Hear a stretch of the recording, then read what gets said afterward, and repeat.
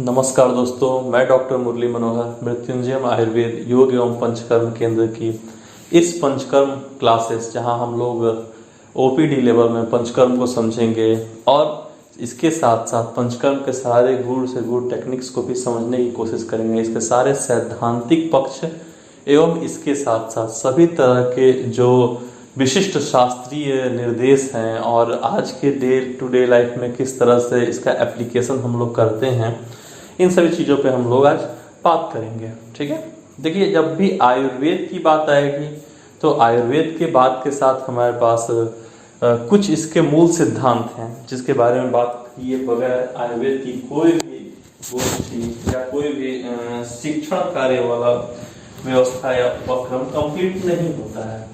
जिसमें पहले हम लोग बात करेंगे आज, क्योंकि आज ये प्रथम क्लास है तो इसमें हम लोग बात करेंगे आयुर्वेद में वात पित्त कफ यानी कि त्रिदोषों की।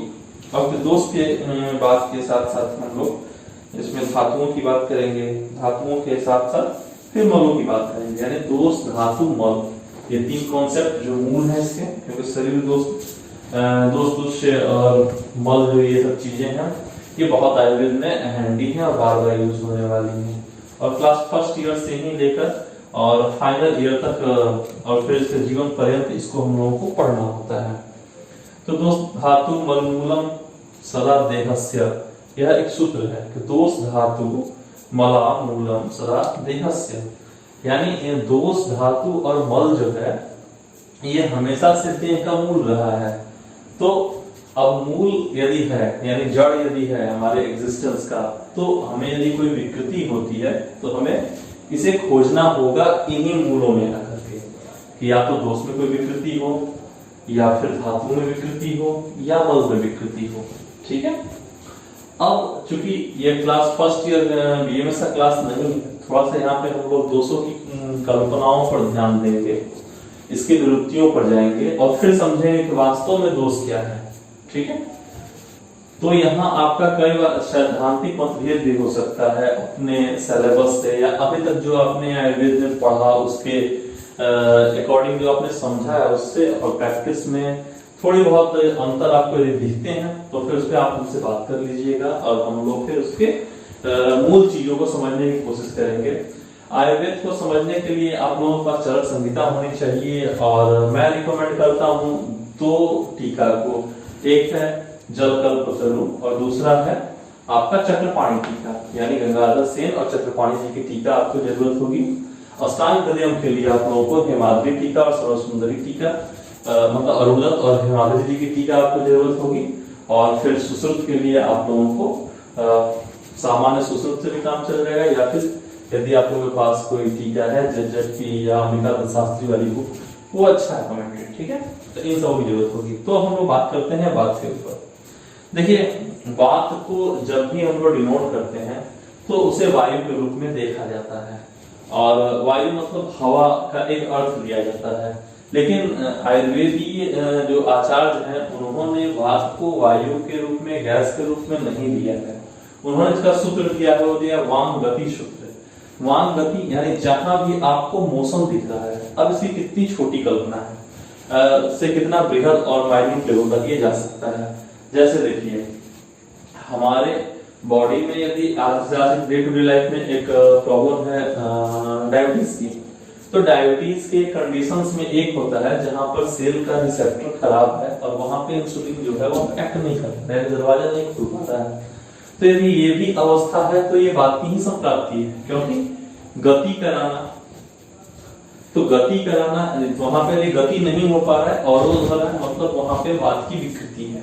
ठीक है, आपका एटीपी का रिलीज होना एनर्जी के रूप में, या न्यूट्रिशन का बॉडी में पहुंचना, ब्लड का फ्लो होना, ये सारी चीजें जहां भी आपको मौसम दिख रहा है वो सारी की सारी चीजें क्या है, वात के संकल्पना के अंतर्गत आती हैं। ठीक है, यानी वात मतलब हवा होना, ये फर्स्ट ईयर के लिए तो ठीक है, बेसिक जो आयुर्वेद फर्स्ट टाइम एंट्री किया उसके लिए। लेकिन जब हम लोग आयुर्वेद के चिकित्सक के रूप में आ गए हैं तो हम लोगों को बात मतलब हवा नहीं समझना है, बात मतलब समझना है कि जहां जहां गति है वहां वहां बात है। और जब आप लोग देखिएगा हम लोगों के आयुर्वेद के बुक्स में, तो कहीं भी बात का वर्णन आपको इस रूप में नहीं मिलता है। हमेशा बात के कर्मों को समझाया गया कि बात के कर्म ये होते हैं, प्राकृत बात के कर्म ये होते हैं, और वाक कला का ये अध्याय सब में आपको इस तरह समझाया गया है। कर्मों के द्वारा दोषों को समझाया गया है, दोषों को कहीं डायरेक्ट समझाया गया है। ठीक है, अब हम बात करते हैं, क्योंकि यह शरीर हमारा पंच महाभूत से बना हुआ है, तो पंच महाभूत में यदि हम लोग ध्यान देते हैं, देखते हैं जो वायु महाभूत है और आकाश महाभूत, इन दोनों से मिलकर के वात की उत्पत्ति होती है।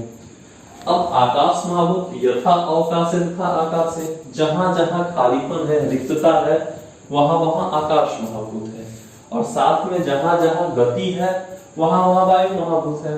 तो वायु महाभूत और आकाश महाभूत जब मिलेंगे तो वात की उत्पत्ति होगी। यानी कि जब भी इन दोनों की यानी वात की जब समस्या होगी तो शरीर के अंदर रिक्तता भी आएगा, और साथ में वहां पे गति में अवरोध या वृद्धि दोनों लक्षण आ सकते हैं।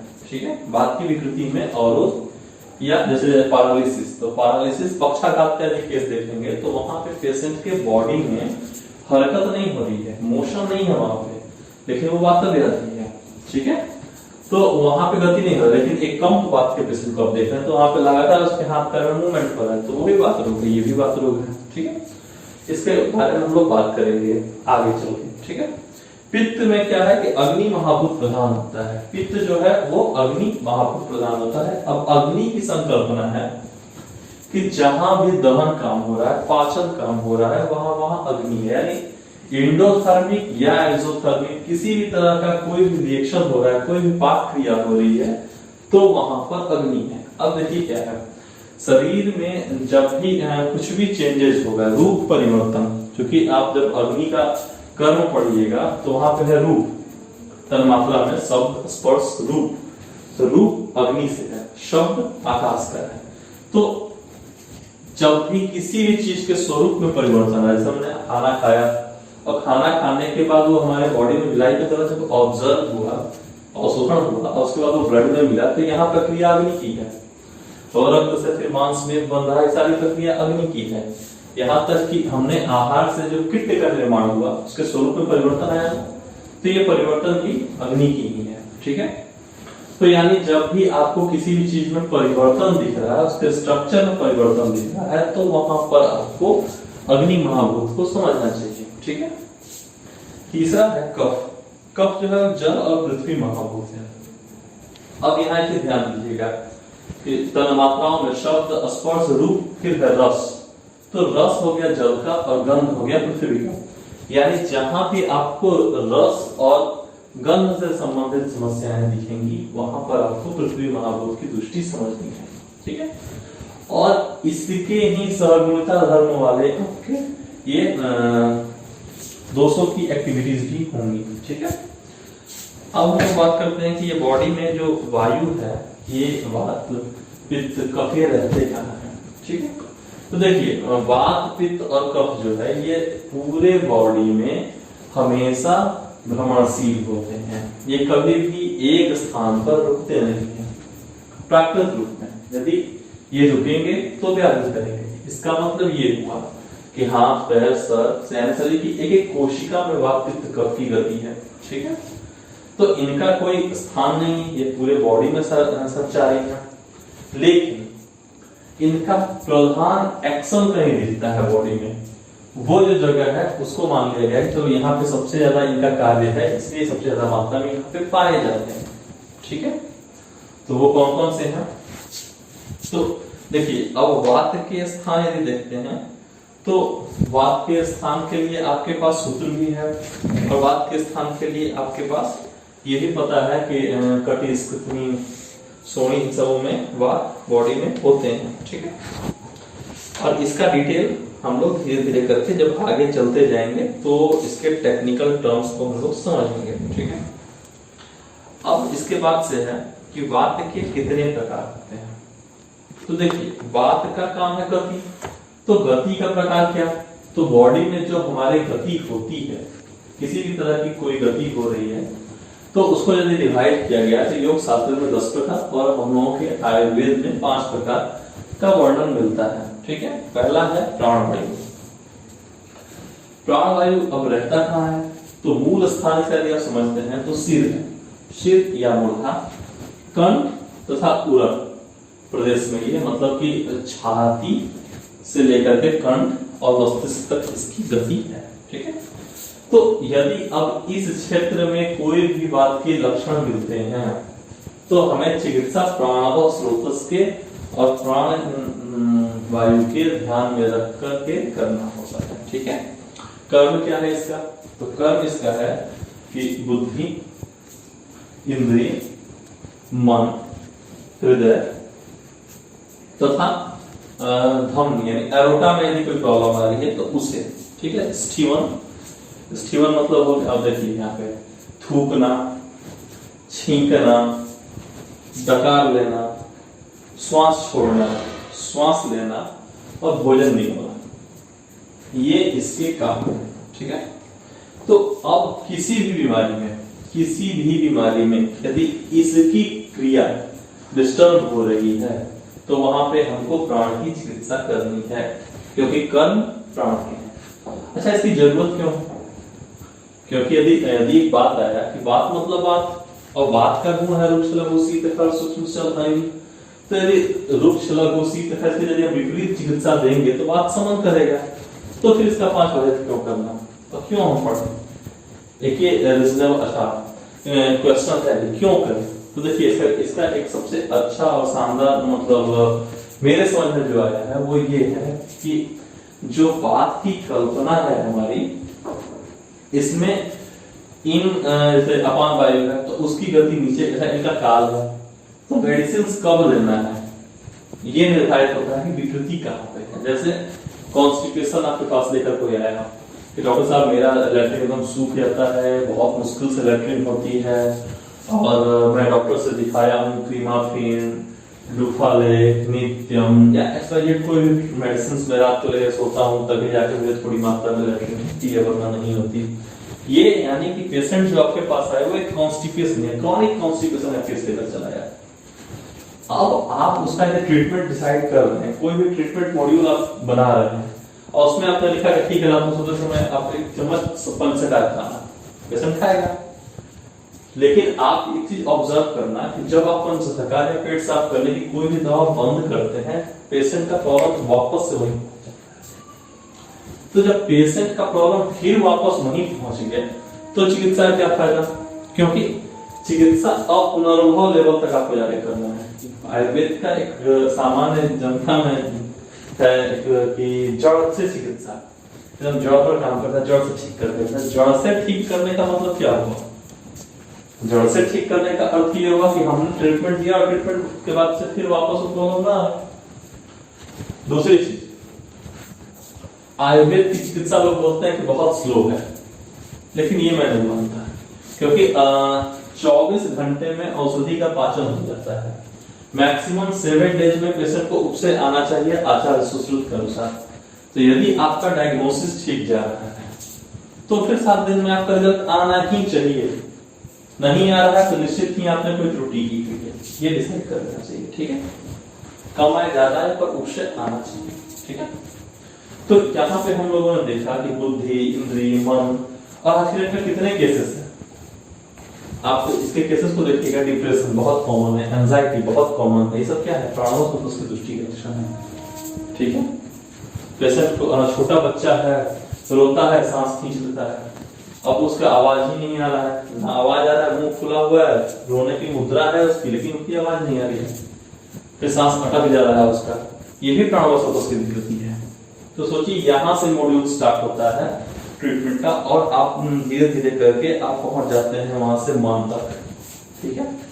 डिप्रेशन, एंजाइटी, फिर वहां से आगे बढ़िएगा तो पोलर डिसऑर्डर, फिर उसके आगे जाइएगा तो स्किज़ोफ्रेनिया, इन सबों में प्राणवायु की दृष्टि होती है। ठीक है। इसके बाद जो अगला है वो है उदान। अब उदान का स्थान क्या है? उरु, कंठ, उरु है, कंठ है और नाभि, यानी कि सीने से लेकर नाभि तक का अभी बीच में बॉडी में है। काम क्या करता है?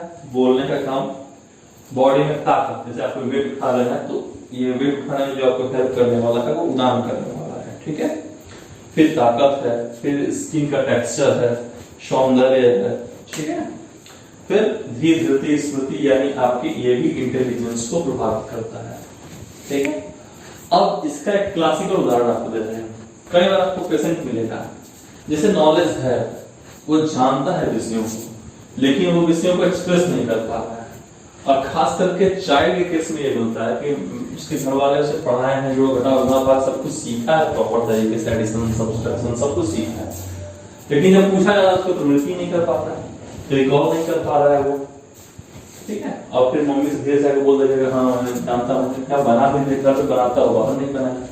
तो यहाँ क्या है, ये जब उदान की दृष्टि होती है तो धीर धृति स्मृति, ठीक है, इतनी चीजें स्रोतों में बल नहीं रहेगा, तो मतलब यहाँ क्या है, तो उसके आत्मबल को प्रभावित कर रही है, ठीक है। यदि इस तरह कोई पेशेंट आपके पास आ गया, ठीक है, तो यहाँ पर आपको ये मॉड्यूल सोचना है कि क्वेश्चन पूछने पे बच्चा डर गया, जवाब नहीं दे रहा है, तो बच्चा जब जवाब नहीं दे रहा है तो वहां पर आपको ध्यान देना है कि ये हो सकता है कि इसकी इस वायु की दृष्टि हो। इसके बाद में व्यान, और व्यान क्या है कि हृदय और शरीर, यानी सर्कुलेटरी सिस्टम से रिलेटेड है। अब ये क्या करता है, बॉडी में आकुंचन है, मैंने प्रसारण है, फलक झपकाना, जमाई लेना, ये सब चीजें हैं, गर्भ क्रिया को संपादन करना। अब ये चीजें आपको क्यों समझनी है, यदि विकृति है, देखिए होता क्या है आयुर्वेद में, यदि आप ट्रीटमेंट दे रहे हैं और कई बार अच्छा ट्रीटमेंट देने के बाद भी रिजल्ट नहीं आता है, ठीक है। यदि आप माने कि कोई आपके पास इनफर्टिलिटी का केस आ गया, फीमेल इनफर्टिलिटी का, आप उसमें सारा ट्रीटमेंट दे पड़े हैं, लेकिन वो लाभ नहीं आ रहा, क्योंकि दिमाग में एक मॉड्यूल रहता है कि यार प्रेगनेंसी नहीं हो रहा है, तो ये अपान वायु की दृष्टि होगी, अपान स्थान है, तो वहां पे आप बस्ती दे दिए, आप वहां पे ट्रीटमेंट दे रहे हैं, ठीक है, मेडिसिन भी खिला रहे हैं, और प्रेगनेंसी हो नहीं रही। तो एक बार सोचना ये चाहिए कि जो व्यान वायु है उसका काम है गर्भ क्रिया को संपादन करना, तो और अन्न को और सार कीट को अलग अलग करना। तो ये सब चीजें यदि आप देख रहे हैं तो इस काल में ही आप मेडिसिन दोगे, व्यान काल में दोगे, अपान काल में दोगे, ठीक है। तो ये चीजें यहाँ से होती है। चौथा होता है आपका समान वायु। समान वायु कहाँ होता है, तो ये हमेशा नाभि से 4 अंगुल ऊपर नीचे के एरिया मान लीजिए कि वो जो है वो समान वायु का एरिया है। इसमें आपका small intestine, large intestine, stomach, duodenum, ये सब चीजें यहाँ पे होती हैं, ठीक है। डाइजेशन से संबंधित समस्याओं में इसका ज्यादा इन्वॉल्वमेंट होता है, ठीक है। इसका एक बड़ा क्लासिकल केस आता है जहाँ पे पेशेंट अच्छा न्यूट्रिशन लेने के बाद भी, सब कुछ अच्छा करने के बाद भी लगातार उससे वेट लॉस हो रहा हो, या यूं बोले कि घर वाले या फिर तो सर मैं खाता पीता सब कुछ, मुझे लगता कुछ नहीं बॉडी में।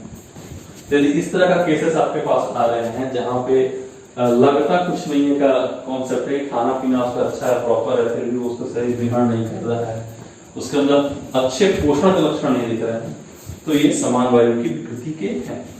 इसके बाद अपान जो वायु है ये एक्सपेल आउट करता है बॉडी से, ये टॉक्सिक को रिमूव करता है, तो मल के द्वारा, मूत्र के द्वारा, शुक्र के द्वारा अपान की विकृति होती है, गर्भ को बाहर निकालना, ये सब काम ये करता है, आर्तों की दृष्टि में ये हेल्प करता है। तो इस तरह से वात के 5 भेद हो गए, पित्त के भी 5 भेद हैं। तो पित्त का पहले मूल कर्म समझ लें, फिर पित्त का हम लोग 5 भेद देखेंगे, ठीक है। तो देखिए पित्त का यदि हम लोग गुण और कर्म इन सभी चीजों पे यदि हम लोग बात करेंगे और इसे समझने की कोशिश करना है, देखिए पित्त हमारा जो है वह कहाँ रहता है, तो ये है नाभि, अमाशय, श्वेत यानी पसीना, ठीक है, लिम्फेटिक सिस्टम, रस, रक्त, चक्षु, त्वक इत्यादि में, ठीक है। अब यहाँ पे क्या है कि जहां भी आपके में 2 चीजें, पहला तो मैंने बताया था रूप, जहां पे रूप परिवर्तन का कॉन्टेंट दिखे, ठीक है, वहां पर आपका ये दिखेगा। दूसरा हीट, उष्ण, जहां भी उष्मा दिख रहा है, रूप परिवर्तन दिख रहा है, वहां पित्त है। नेत्र रूप दर्शन का काम करता है, ये सब इसका स्थान है, ठीक है। अब ये 5 प्रकार के होते हैं। थोड़ा सा क्लास बोरिंग होगा, इसलिए होगा क्योंकि ये बेसिक है और आप लोगों को पता है, पर मैं इसलिए रिकॉल करा रहा हूँ ताकि आप लोगों को एक बार याददाश्त इसकी अच्छी हो जाए, ये चीजें आपको एक बार फिर से वापस आ जाए, ताकि जब ट्रीटमेंट में हम लोग चलेंगे तो वहां पे आपको फिर से ये प्रॉब्लम ना हो। ठीक है, तो अब हम लोग बात करते हैं पित्त। पित्त के भेद कितने हैं? तो पित्त के भी 5 भेद ही हैं। ठीक है, पहला है पाचक पित्त। पाचक पित्त कहाँ होता है? तो अमाशय और पक्वाशय के मध्य में। अब हम बात करते हैं कि पक्वाशय क्या है। तो देखिए, जब आप अरुणक की टीका अष्टांग हृदय के टीकाओं का देखिएगा, चाहे वो आयुर्वेद रसायन है तो वहां पर उन्होंने डिस्क्राइब किया है कि नाभि से नीचे के एरिया को उन्होंने पक्वाशय बोला है। अब क्या होता है, कहते हैं हम पक्वाशय में कुछ रेक्टम लेंगे तो मीनिंग गड़बड़ा जाएगा, तब वो वैसे ही उसी टर्म में समझना है। ठीक है, तो पक्वाशय, पक्वाशय के बाद क्या है? और अमाशय के बाद में पाचक पित्त का एक्शन है। ठीक है, करता क्या है? तो पाचन करता है, डाइजेशन करता है, सार पित्त का भी विभाजन करता है। यानी कि अब देखिए यहाँ पे सार पित्त का विभाजन करता है, तो सार और पित्त का विभाजन होता है आपका स्मॉल इंटेस्टाइन में, तो यानी स्मॉल इंटेस्टाइन इसमें इन्वॉल्व है। ठीक है, और इसके बाद से आपका शरीर को बल देना इसे करता है। यानी कि जो डाइजेशन से संबंधित समस्याएं हैं वो पाचक पित्त की है। अब ध्यान यहाँ पे एक चीज देना है कि ये अमाशय से आपका पक्वाशय तक है। अगला है रंजक पित्त। रंजक पित्त कहाँ होता है? तो अमाशय, यकृत और पीढ़ा। क्या करता है? तो रस धातु का रंजन करता है। तो यदि किसी के पेशेंट के बॉडी में एनीमिया हो रहा है, लीवर संबंधी इश्यूज हो रहे हैं, ठीक है, स्प्लीनोमेगाली, हेपेटोमेगाली,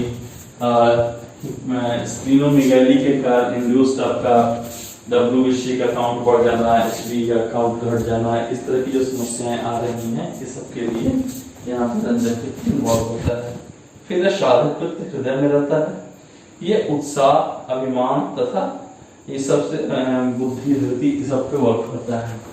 अब देखिए, ये चूंकि पित्त शौर्य का प्रतीक है, तो कई बार क्या होता है कि पेशेंट भीरू होता है, डरपोक होता है। तो यदि डरपोक है तो डरपोक पेशेंट आपका ट्रीटमेंट क्यों नहीं है? कभी कोई डॉक्टर के पास आगे कहता नहीं कि डरपोक में ट्रीटमेंट दीजिए। ये आपको तब देखने को केस मिलेगा जब आपके पास अपस्मार का केस है, उन्माद का केस है,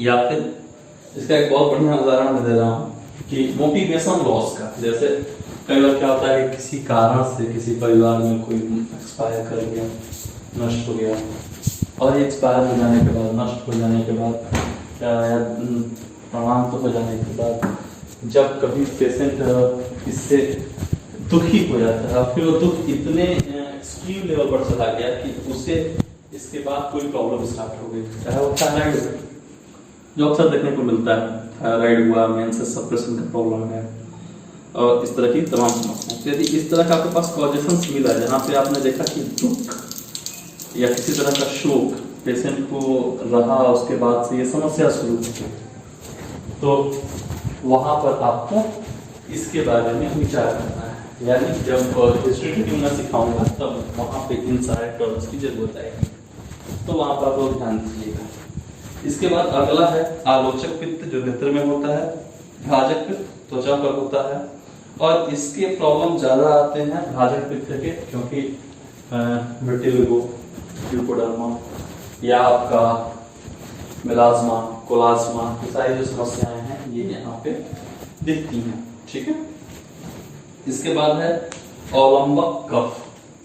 ठीक, अब कफ के भेद में चलते हैं। कफ के भी 5 भेद हैं। 5 भेद जो हैं ये क्या क्या है? तो पहला है अवलंबक, कहाँ होता है? वक्षस्थल पे। कर्म क्या है इसका? तो इसका कर्म है कि हृदय को ताकत देना, ठीक है, और साथ साथ क्या है? बॉडी में सारे जगहों पर तर्पण करना, तर्पण करना। ठीक है, मैं सारे जगह जहां जहां कफ का अधिष्ठान है वहां पर स्निग्धता पहुंचाना। ठीक है, तो अब क्या है कि यदि कभी पेशेंट आपके पास आया जो कि पूरे बॉडी में रुक्षता दिख रहा है, जॉइंट्स सारे रुक्ष दिख रहे हैं, जहां जहां कफ के स्थान है वहां वहां आपको कमी दिख रही है, तो वहां पर आपको अवलंबक कफ को ध्यान देना है। ठीक है, क्लेदक कफ अमाशय में होता है, और ये क्या करता है? ये भोजन का कायम बनाता है, पचने में करता है।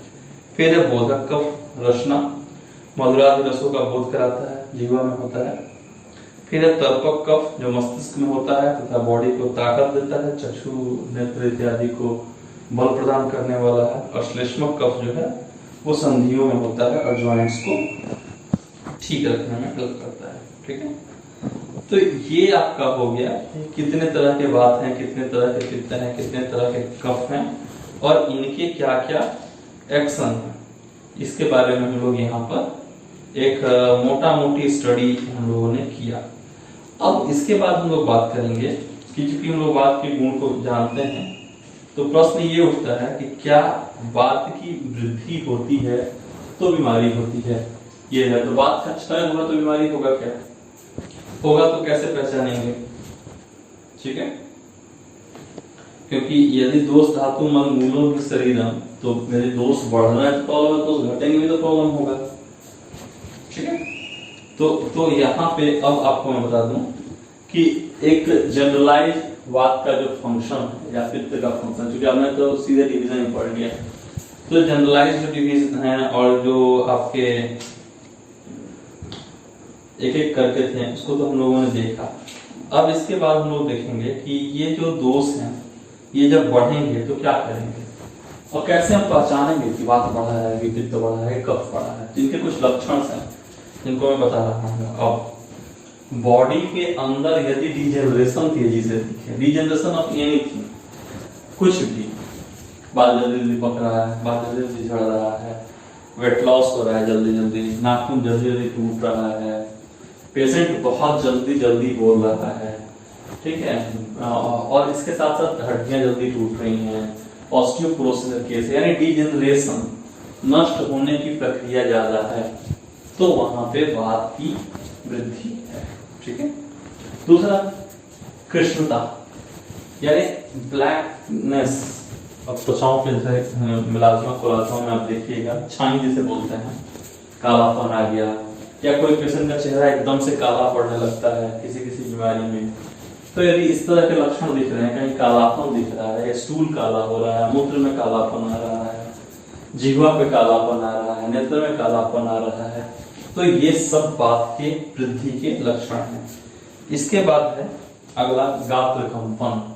गात्र मतलब होता है बॉडी, तो बॉडी के अंदर की मूवमेंट है। अब ये मूवमेंट दो तीन तरीके से है, एक तो शरीर के स्तर पर, दूसरा मन के स्तर पर। शरीर के स्तर पर कैसे, पेशेंट आपके पास बैठा हाथ हिला रहा है, पैर हिला रहा है, गर्दन हिला रहा है, या नजर बहुत तेजी से इधर उधर मचा रहा है, तो ये भी गात्र कंपन की ही भेद में आएगा। साथ में मन के स्तर पर क्या है, मन में लगातार द्वंद्व चल रहे हैं, बहुत सारे विषय एक साथ उसके मन में आ रहे हैं, बहुत सारे ख्याल उसके मन में आ रहे हैं, तो ये भी एक बहुत बड़ा प्रॉब्लम बन के आता है। तो ये बात वृद्धि के कारण है। इसके बाद है स्फुरण, एटैक्सिया, आंख फड़क रहा है, त्वचाओं में कहीं किसी जगह पे इस तरह की हल्की फुदकन जैसी स्थिति बन रही, स्फुरण हो रहा है, वो है। इसके बाद है अगला उष्मा कामिता, यानी पेशेंट जो है इसमें गुनगुना जो ठंडी गर्मी है, गुनगुनी गर्माहट उसे पसंद होती है, तो गर्म चाय पीना, तीखा चीज खाना, इस तरह की चीजें वो डिजायर करेगा। ठीक है, इसके बाद जो आपका अगला सिम्टम्स इसमें आता है वो है संज्ञानाश और निद्रानाश। संज्ञानाश क्या है, संज्ञा का अर्थ होता है सेंस, तो सेंस का नाश यानी इसकी भी अब तीन अवस्थाएं हैं। पहली अवस्था होती है जिसमें कि पेशेंट को समझ तो है, इग्नोर बहुत करता है, ठीक है, इधर उधर की बातें करेगा, काम की बात नहीं करेगा, ये भी एक संज्ञानाश की ही अवस्था है। दूसरी अवस्था है जिससे जो कि स्थिति में पेशेंट को समझ बुझ कम हो गया, स्टूपिड की अवस्था हो गई। और तीसरा संज्ञानाश का स्थिति होता है इसमें कोमा की अवस्था बन रही है। ठीक है, तो यहाँ समझ बुझ इंद्रिय और थोड़ी बहुत समझ बुझ की कमी, ये तीनों चीजें वहां पे आपको देखने को मिलेंगी। जैसे जैसे बात की विकृति बढ़ती जाती है ये प्रॉब्लम भी बढ़ते हैं। ठीक है, इसके बाद है निद्रानाश, तो बात के पेशेंट को नींद नहीं है। ठीक है, अब आप इसे कैसे समझेंगे कि डॉक्टर साहब ये पेशेंट सोती हैं हल्का सा भी नॉइज हो क्या पूरी रात जगी रह जाएंगे, दरवाजा नॉक हुआ पूरी रात जगी रहेगी। तो ये जो सिम्टम्स यदि आपको कहीं दिख रहा है, किसी पेशेंट में दिख रहा है, तो वहां पे बात की वृद्धि के ये लक्षण है। ठीक है, इसके बाद अगला है कि बल उपघात। ठीक है, बल यानी बॉडी का जो ताकत है वो, और उपघात मतलब कमी हो जाना है इसमें, इसका नष्ट होना है। तो पेशेंट के अंदर थकावट या साहस की कमी या बल की कमी देखने को मिलेगी, तो और बल्यता वहां पे होगा। इसके बाद है इंद्रिय उपघात। अब इंद्रियों में विकृति आएगी। तो अब इंद्रियों में विकृति कैसे, या तो जैसे दांतों में आया तो दंतहर्ष यानी कि दांत ओवर सेंसिटिव हो गए, हल्का ही पानी का ठंडा नहीं बर्दाश्त कर रहे, त्वचाएं हैं, बात की विकृति से आ गई तो फिर वहां वो भी हाइपर सेंसिटिव हो जाएंगी।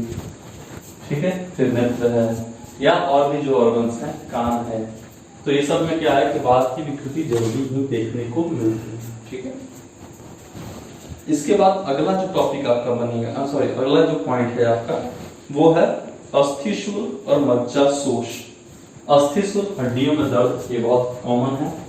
मज्जाशोष इसका क्या है कि बोन मैरो जो है ये बहुत इंपॉर्टेंट है 2-3 चीजों के लिए। पहला है खून बनाने के लिए, दूसरा है अस्थियों के पोषण देने के लिए। तो अस्थियों का पोषण और वहां यदि मज्जा की कमी होती है तो हो रहा होगा, और इसके साथ साथ यदि बोन में डिजेनरेशन दिख रहा है या ऑस्टियोपोरोसिस दिख रहा है या आर्थराइटिस दिख रहा है तो भी वहां पे बात वृद्धि की ही लक्षण को हम लोग कंसीडर करेंगे। ठीक है, इसके बाद क्या होगा, तो इसके बाद होगा मलशंग। मलशंग मतलब होता है कि जो लैट्रिन का रास्ता है उसमें रुकावट आ जाना, ऑब्स्ट्रक्शन इन स्टूल पास। मल का प्रॉपर बॉडी से बाहर नहीं निकल पाएगा, मूत्रशंग होगा, पेशाब जो है वो क्लियर नहीं होगा। अक्सर प्रोस्टेट इत्यादि के केस या कॉन्स्टिपेशन के केस में ये चीजें बहुत कॉमन है। इसके बाद है आद्यमान। आद्यमान यानी पेट फूल जाना।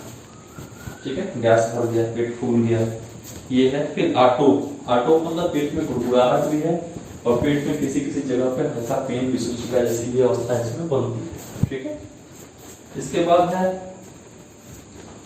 कि पेशेंट के अंदर कुछ सिम्टम मेंटली भी आते हैं, जैसे वो अपने आप बहुत कमजोर महसूस करने लगे। ठीक है, अपने आप को दार्शनिक, ऐसा दार्शनिक जैसे कि जब कुछ नहीं हो पाता तो मेरा साथ बहुत कुछ करता है लेकिन मुझसे हो नहीं रहा है, मैं ऐसे, ये प्रलाप की जो अवस्था बन रही है उसकी ना, अपने दुखों को बढ़ा चढ़ा के गाना, ये बात वाले पेशेंट में ज्यादा मिलता है। यानी जब आपके ओपीडी में इंटर करेंगे तो ये अपनी समस्याओं को एकदम से बहुत ज्यादा बताएंगे। ठीक है, तो ये बात वृद्धि का एक लक्षण है। ठीक है, जब हम लोग आप आगे जाके बात करेंगे बात प्रकृति पे और फिर बात प्रकृति के पेशेंट पे, तो वहां पे आपको कुछ चीजें बहुत अच्छे से क्लियर होंगी। पर यहाँ हम लोग सिर्फ बात ही पूछ रहे हैं। तो यदि कफस बॉडी है और उसमें बात की विकृति है तो उसमें भी आपको ये हरकतें कुछ कम लेकिन दिखेंगी जरूर। ठीक है,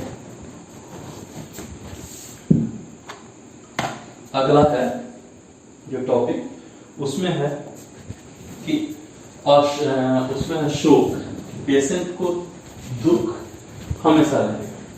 यदि बात वृद्धि हुई है तो उसे बहुत जल्दी कोई बात बुरी लग जाएगी, किसी न किसी समस्या को लेकर के रोज एपिसोड रूप में यदि आप तो उसके बहुत फैमिलियर हैं या परिचित, तो कभी अपने पत्नी का दुख, कभी अपने बच्चे का दुख, कभी कुछ दुख, कभी कुछ दुख, अपने जीवन में बहुत सारे सेक्रीफाइस किए हैं, इस तरह के दुखों को अपना बताने वाला होता है। और दूसरा इसके बाद स्थिति बनती है कि असंबद्ध भाषा, यानी कि जो पेशेंट है वो इररिलेवेंट बात करे, ख्याली पुलाव पकाने वाला। ठीक है, यार पढ़ाई नहीं किया ना, बनाई बन गया तो ऐसे करते थे। ठीक है, ये एक उदाहरण देना है कि मतलब वो ख्याली पुलाव बना रहा है। ये सब मेंटल और फिजिकल दोनों तौर पर आप लोगों को ऑब्जर्व करना है कि पेशेंट में बात है कि नहीं है। क्योंकि जब आप ओपीडी में बैठेंगे तो कई बार क्या होता है कि हर वो चीज जो दिखती है वो इम्पोर्टेंट तो है चिकित्सक के लिए, पर जितनी भी जबरदस्त चीजें हैं वो दिखती नहीं है। ठीक है, वो हमेशा महसूस की जाती हैं, वो ऑब्जर्वेशन के द्वारा जानी जाती हैं और उनका रिजल्ट जबरदस्त होता है। तो ये बातें ध्यान रखनी है कि आपके ओपीडी में जितना सब्जेक्टिव आपके लिए एक फोड़ा, एक घाव, एक व्रण है, उतना ही इंपॉर्टेंट आपके लिए दुख, शोक, काम, क्रोध, लोभ, मोह इत्यादि टॉपिक्स हैं। ठीक है, और उसे आपको ऑब्जर्व करना है। तब वहां पे आप पंचकर्म का जब मॉड्यूल लगाओगे, पंचकर्म का प्रोसेस वहां पे डालिएगा, तो एकदम से आपका काम बन जाएगा। ठीक है, तो ये बात वृद्धि के कुछ लक्षण मैंने आपको बताया। अब है कि यदि बात का क्षय होगा तब क्या करेंगे, कैसे पहचानेंगे कि बात का क्षय हुआ है। तो जब बात का क्षय होता है तो पहला लक्षण आता है लाला श्राव, यानी प्रसेकावस्था। प्रसेक में क्या है कि पेशेंट का अभिलाष रखेगा। यहाँ ध्यान दीजिए, पैरालिसिस के पेशेंट का वहां बात क्षय का केस बनता है, उसके मुंह से लाल टपकता है। इसके बाद अगला अरुचि, खाना नहीं खाने की इच्छा होगी। इसके बाद अगला है कि उल्लास यानी उल्टी जैसी टेंडेंसी होना, मिचली आना, वोमिटिंग, नॉजिया। ठीक है, फिर संज्ञा मोह। और संज्ञा मोह जो शब्द है यहाँ पे इसका मतलब होता है कि उसके अंदर बहुत ज्यादा आकर्षण, किसी संपत्ति, किसी वस्तु, किसी घर, किसी शरीर इत्यादि का बहुत ज्यादा मोह उसको रहता है। ठीक है, ये एक अवस्था बनती है। अल्पवाक यानी उसकी वाणी कम हो जाती है, बोल नहीं पाता सही से। अल्पचेष्टा, एक्शन उसका जो है वो प्रॉपर नहीं हो पाता। प्रहर्ष, हर्ष का होना। ठीक है, तो अब ये क्या है, तो अहर्ष क्या है, अप्रहर्ष।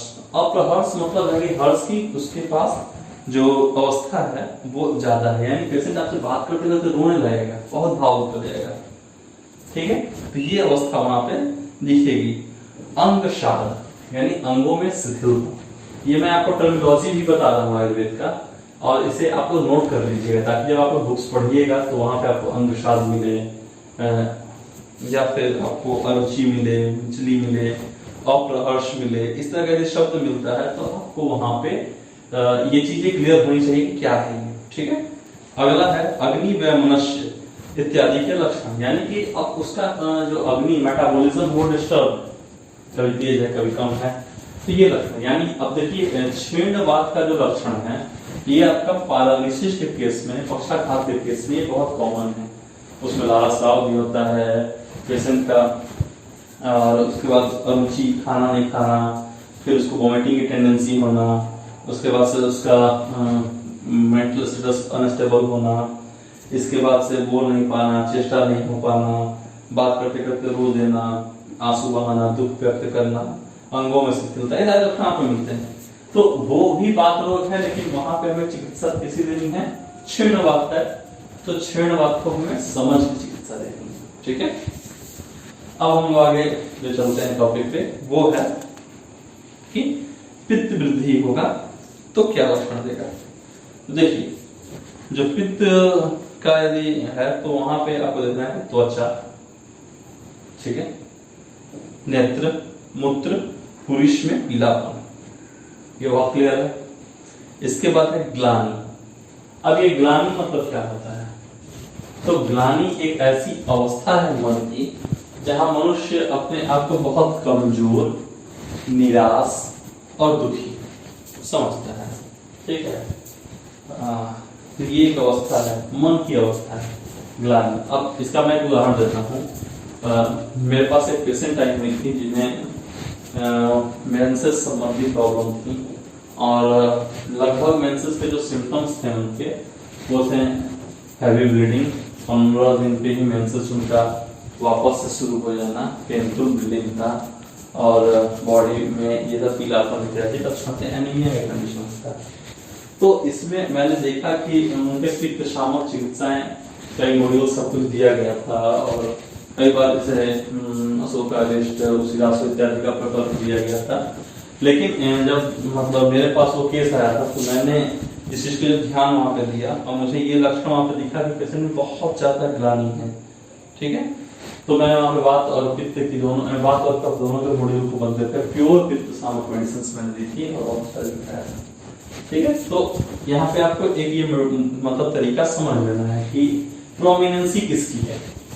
जैसे आपके पास पेशेंट आया घुटने का दर्द है और उसका पता चला कि पेट में सबसे ज्यादा समस्या है, ठीक है, तो वो वहां पे आपको प्रोमिनेंट जो बहुत ज्यादा है, मोस्ट स्ट्राइकिंग जो केस है, कि जो पेशेंट के बॉडी में जो मोस्ट स्ट्राइकिंग चीज है पहले उसे ट्रीट कर देना है, ठीक है। जैसे आपके पास पेशेंट आया, मानिए कि खांसी लेकर के आया, और खांसी लेकर के आने के बाद आप पेशेंट में लक्षण जब ऑब्जर्व कर रहे हैं तो वो असंबद्ध भाषा बहुत कर रहा है, आप बतिया रहे हैं, आम बात कर रहे हैं, तो इस तरह से इसमें बहुत ज्यादा यदि आपको बात का मॉड्यूल दिख गया, मेंटल स्टेट पे दिखा, बॉडी में नहीं दिख रहा है, बॉडी में कब का लक्षण है, फिर भी यदि आप वहां पे माइंड को ट्रीट कर दीजिएगा तो वहां से आपका बॉडी ठीक हो सकता है, ठीक है।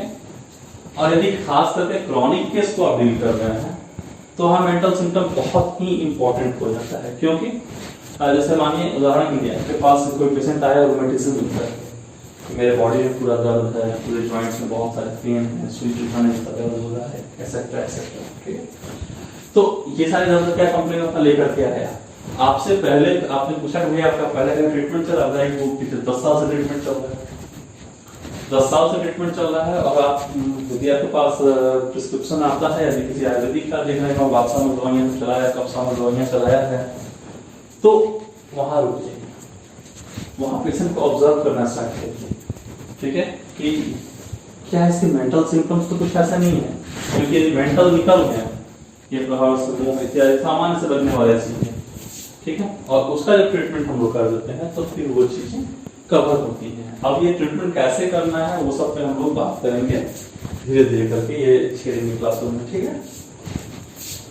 अगला है जो टॉपिक हम लोगों का है कि जो पेशेंट है उसके अंदर इंद्रिय दौर्बल्यता यहाँ भी है, इंद्रिय दौर्बल्यता बाद में भी था, ठीक है। इसके बाद शीतल आहार की इच्छा होगी, बॉडी में दाह होगा, मुंह में कड़वापन का अनुभव होगा, प्यास होगा, इसको भी नींद कम आएगा, क्रोध ज्यादा आएगा, ये पित्त वृद्धि के लक्षण हैं, ठीक है। तो एक मैं इसका उदाहरण दे रहा हूँ कि एक पेशेंट आए मेरे पास पीसीओडी को लेकर के, पीसीओडी का ट्रीटमेंट उनका जब होने लगा तो उसमें मैंने देखा कि मतलब मेरे से पहले कितना गूगल वृद्धवालिकावटी ये सब मॉड्यूल उनको चलाया गया था, पर उसका पीसीओडी में लाभ नहीं होता। तो जब पेशेंट मेरे पास आए, मैं भी जब उनका फर्स्ट ट्रीटमेंट प्रोटोकॉल लिखा तो उसमें मैंने जो डिसॉल्व करने वाले मेडिसिन हैं जो पीसीओडी और पीसीओएस इफेक्ट करती हैं उन सभी दवाओं को मैंने वहां प्रिस्क्राइब कर दिया, लेकिन वो पेशेंट को 15 दिन में कोई रिलीफ नहीं आया। और हम ये बात निश्चित तौर पे मानते हैं कि सुश्रुत ने कहा है कि 7 दिन में उसे आना चाहिए, तो 7 दिन में आना ही चाहिए, वरना वापस से हम सोचेंगे। तो उस पेशेंट में मैंने देखा कि इरिटेशन बहुत था, एंगर बहुत था, जब उनके हस्बैंड से बात करते थे गुस्सा बहुत आता है। तो फिर मैंने आपको सोचा क्रोधात पित्तम और विरेक पित्तम, तो मैंने विरेचन के लिए सजेस्ट किया, और रुक्ष विरेचन, और रुक्ष विरेचन जब मॉड्यूल दिया गया हमको तो उसका पीसीओडी भी डिसॉल्व हो गया, ठीक है। यानी पीसीओडी उसका क्या था, वो कफ लक्षण थे, लेकिन मेंटल सिम्टम क्या था, क्रोधात पित्तम, क्रोध से पित्त की वृद्धि हुई है, तो पित्त को शांत किया गया, पीसीओडी डिसॉल्व हो गया। तो ये इस तरह से जो आपको मॉड्यूल्स मिलेंगे, जो आपको ट्रीटमेंट में क्लबिंग करना है, वो सब चीजें यहाँ पे आपको समझनी होगी, ठीक है। और फिर पेशेंट के प्रॉपर केस टेकिंग के बाद ही चीजें क्लियर होती हैं, ठीक है। ये होगा। अब यदि पित्त बढ़ा हुआ है तो ये लक्षण आ गया, ठीक है। यदि पित्त क्षय कर गया है तो क्या लक्षण आएगा, तो यहाँ पे लक्षण आएगा अंगों में स्तब्धता, ठीक है। अब यहाँ भी पेशेंट में आप चीज नोट कर रहे हैं, बात क्षीण हुआ था वहां भी स्तब्धता था, पित्त क्षीण है वहां भी स्तब्धता है, तो अस्तब्धता जो एक लक्षण है, इसके साथ साथ आपको और भी टोटालिटी मिलानी होगी, ठीक है। अगला लक्षण क्या है इसका, कि शैत्य यानी शीतलता। अब पित्त जो है वो उष्ण होता है, यहाँ पित्त का क्षय हुआ तो बॉडी ठंडा पड़ने लगेगा, ठीक है। फिर इसमें एक आपका लक्षण आता है, वो है अंग परुषता, ठीक है, अंगों में कठोरता होना। अब ये अंगों में कठोरता, अंग परुषता कहाँ दिखने को मिलेगा आपको, कई बार आपका जो पेट का गट है उसमें स्टिफनेस आ गया, तो खाना की जगह रुक जाएगा, ठीक है, वहां पित्त क्षय के ही लक्षण है। ऐसा डॉक्टर माथा पेट में रुक गया खाना, तो बात की प्रोमिनेंसी हो सकती है, लेकिन यदि बात की चिकित्सा देने पर शांति नहीं करते और पित्त क्षय का लक्षण पर ध्यान देना है, ठीक है। और अगला है कि अनियमित तोड़, बॉडी में जो है इधर उधर कहीं भी रहेगा, सुई चुभाने ऐसा पीड़ा होता है, यानी कि न्यूरोलॉजिकल पेन, थॉमिक pain, neurological pain, pinching pain. Pinching pain मतलब नेट चुभाना ऐसा, इधर उधर कहीं दर्द हो रहा है, इस तरह की कंप्लेन आ रहा है, तो वहां पे पित्त क्षय के लक्षण हैं। फिर है दाह, अर्च, अविपाक। अब देखिए पित्त वृद्धि में भी दाह के लक्षण है और पित्त क्षय में भी दाह के लक्षण है, ठीक है। तो यदि आपके पास दाह का पेशेंट आ रहा है कि आपका पैरों में बड़ा जलन होता है, हाथों में जलन होता है, या बॉडी के किसी खास पार्ट में, जो वेजाइना में जलन होता है, ठीक है, सिर में जलन होता है, तो वहां पर आपको पित्त शामक चिकित्सा यदि आप मॉड्यूल दे रहे हैं तो एक बार समझिए कि वहां पर पित्त क्षय के भी लक्षण हो सकते हैं और उसमें आपको उपशय नहीं मिला। और यदि खास करके निदान में आप पढ़िएगा तो वहां पे आपको मिलेगा उपशय अनुपशय का। यदि आप मन चंदन का लेप लगाएगा पेशेंट को, उसके माने सिर में जलन हो रहा है, शामक आपने चिकित्सा दी और प्रॉब्लम बढ़ेगी, ठीक है। यदि इस तरह का लक्षण कहीं दिख रहा है कि ठंड डॉक्टर साहब जलन तो बहुत होता है पैरों में, लेकिन ठंडे पानी में पैर डाल के बैठते हैं तो तकलीफ बढ़ती है, और गर्म पानी डाल के बैठते हैं तो आराम मिलता है, ठीक है। यदि इस तरह का लक्षण आपको मिल गया तो आप समझिए पित्त क्षय है, और ये बहुत कॉमन है। ये जो दाह वाला है ना, गर्म पानी से आराम वाला है, ये कई सारे केसेस में देखने को मिलते हैं। और उसमें ध्यान देने वाली बात यह है कि पेशेंट को मिथाइल कोबालामिन या इस तरह के मल्टीविटामिन्स लगातार खाता रहता है, कुछ महीनों तक खाता रहता है, लेकिन वहां पर लाभ उसे नहीं देखने को मिलता। तो वहां यदि पित्त क्या है, आयुर्वेद में आता है तो पित्त शामक चिकित्सा में पुष्टि जब दिया जा रहा है, फर्क नहीं आ रहा, तो वहां पर समझना चाहिए कि पेशेंट जो है इन्हें पित्त क्षय के लक्षण है, ठीक है। इसके बाद जो अगला है कंपन है, भारीपन है। कंपन क्लियर में बताते हैं, बॉडी के अंदर फड़कना, फिर भारीपन हो गया, फिर है नख और नेत्रों का श्वेत हो जाना, ये सभी लक्षण जो हैं वो पित्त क्षय के हैं, ठीक है। अब इसके बाद हम लोग बात करते हैं, देखिए कफ के लक्षण क्या होंगे, ठीक है।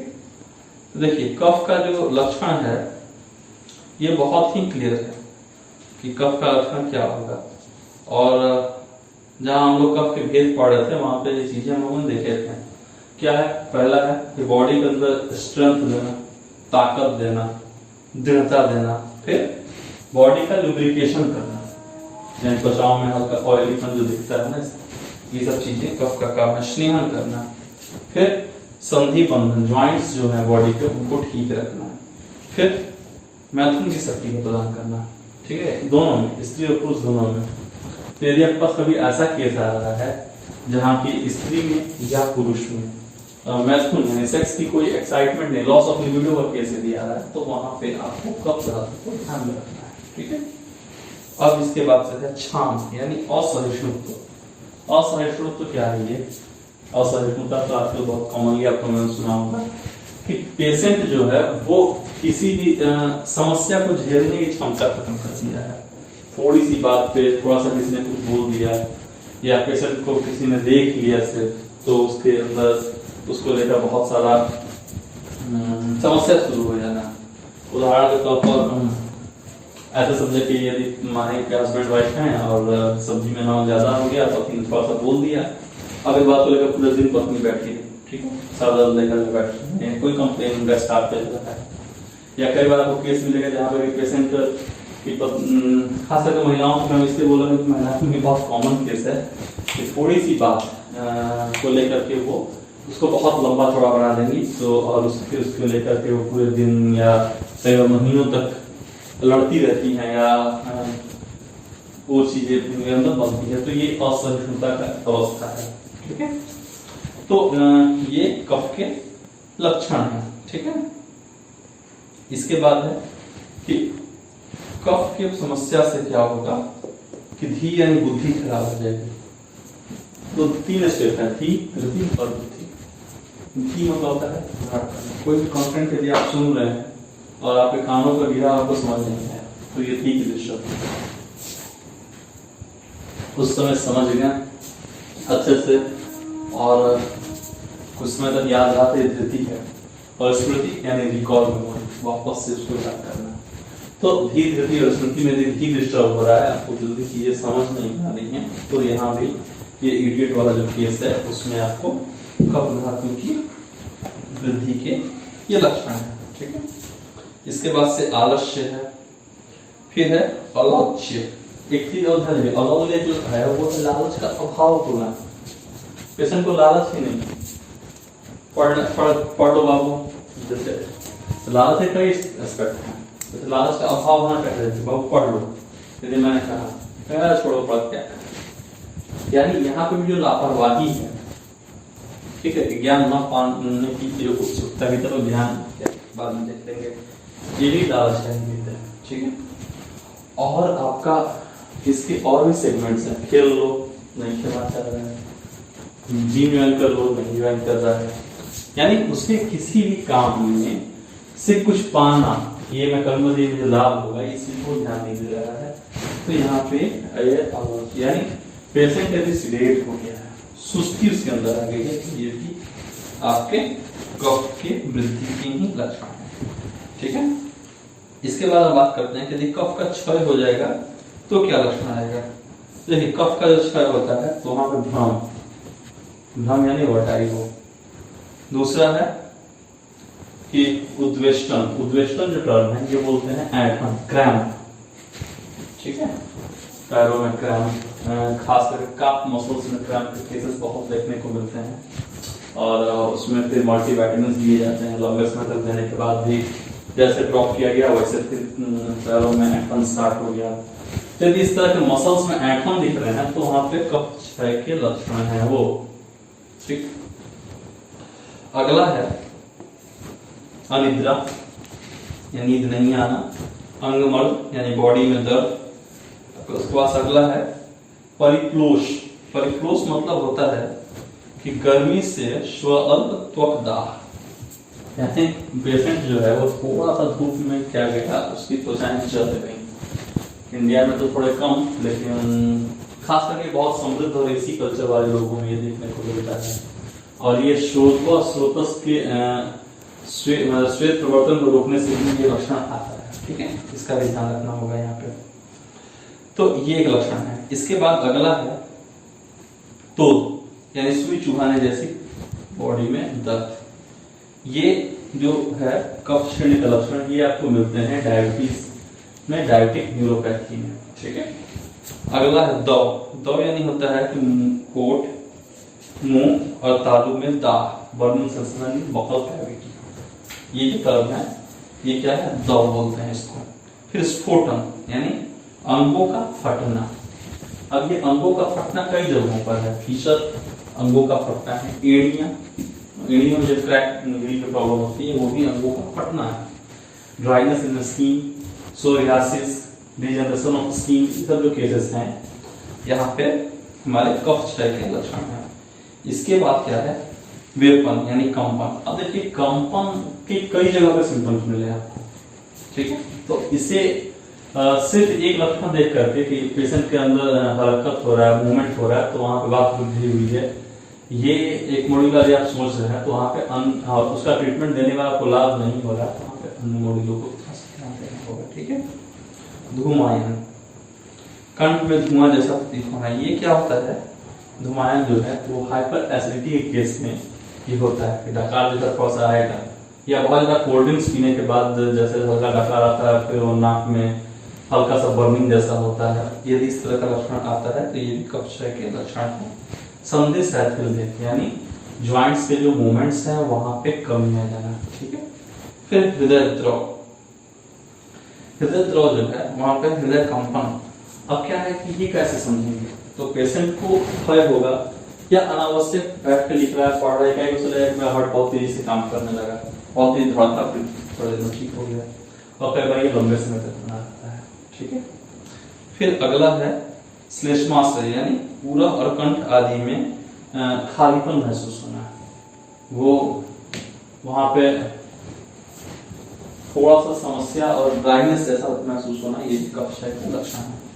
ठीक है, तो यहाँ पे हम लोगों ने आज जो इस वीडियो में इस ऑडियो में हम लोगों ने जो देखा वो है दोषों के स्थान, दोषों की वृद्धि प्रयोगशाही के लक्षण। ठीक है, कल के क्लासेस में हम लोग मैं कोशिश करूंगा कि एक मैं और वीडियो बना के आज ही आप लोगों को दे दूं, जिसमें हम लोग रस धातुओं के बारे में भी बात करते हैं, ताकि हम लोग पंचकर्म मॉड्यूल पे जल्दी। ठीक है दोस्तों, फिर इस वीडियो को सुनिए, जो भी समस्याएं आती हैं कल आप हमसे इसके बारे में पूछ लीजिएगा। ठीक है, फिर कल हम लोग बात करते हैं। फिर नमस्कार।